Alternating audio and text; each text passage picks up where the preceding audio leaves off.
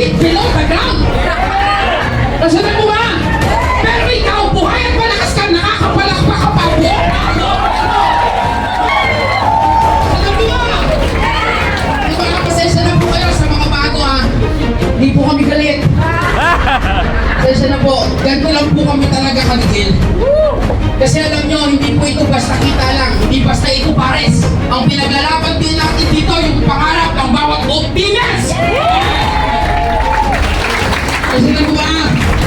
Diba? So, salamat po sa Diyos. Malakpakan po natin ang malakas po lang. Ito lang, grabe.